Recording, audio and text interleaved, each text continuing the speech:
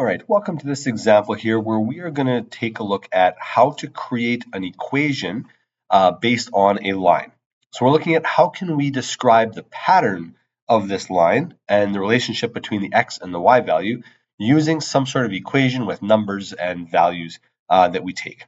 So here we have our line. It stretches between points -5, 1 and 3, 3, and it goes continuously through. There we go. There's going to be our line. We want to figure out how can we describe it so we could find any point along the line. The first thing that we need is we need to use our slope. So between these 2 points, we can look for the slope. We have a rise of 2, a run of 8, which simplifies down to a 1/4. And so now we have our slope. Okay, so that's going to be our m value. And it doesn't matter what point we use, that's going to be our slope. It's a continuous slope across this entire relationship or line.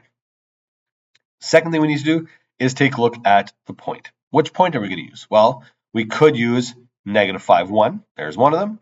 Or what we could use is the 3, 3 point, which is that one. We could use either one. Now, there is even -1, 2 that could be in there as well, but I've given those two, so we're going to use one of these two. Now, what it looks like when we plug it into the equation. Well, if we're going to use the first point, we're going to have our slope, 1/4 there, and then the -5 becomes +5 because we are subtracting -5. So we're going to switch the sign. In fact, here, so we get x plus 5. And then there's a 1 as the y, so we're going to plug that y1 in at the end.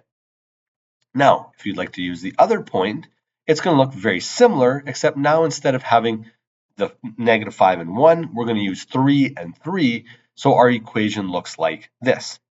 Now you might be looking at this and saying, those two equations are different. Yes, they do look different because they're using a different starting point. Now, if we were to change these into a more simplified version of the equation, such as graphic form, that will actually show that they are exactly the same. So let's do it. We're going to take the first one here, y equals 1/4 x plus 5 plus 1, and we're going to change it into graphic form. To do that, we have to get rid of the brackets and collect our like terms. To get rid of the brackets, we multiply the slope through the brackets, so 1/4 times x and 1/4 times 5, which is going to give us 1/4 x and 5/4 plus 1. The second step is we need to combine our like terms, so we have 5/4 plus 1, which gives us 9/4, which, if we really want to, can simplify to a y-intercept or number of 2.25. If you take a look at the graph, which is covered up by my face right now, so let's just move this a little bit smaller. There we go. Okay. If you look at the graph, if you see the y-intercept, it is in fact right in the 2.25 range, which kind of helps us to find that, yes, this in fact does work, and we did get the right value. Now, what if we use the other equation, okay, using the 0.33? Well, it's going to work the same way.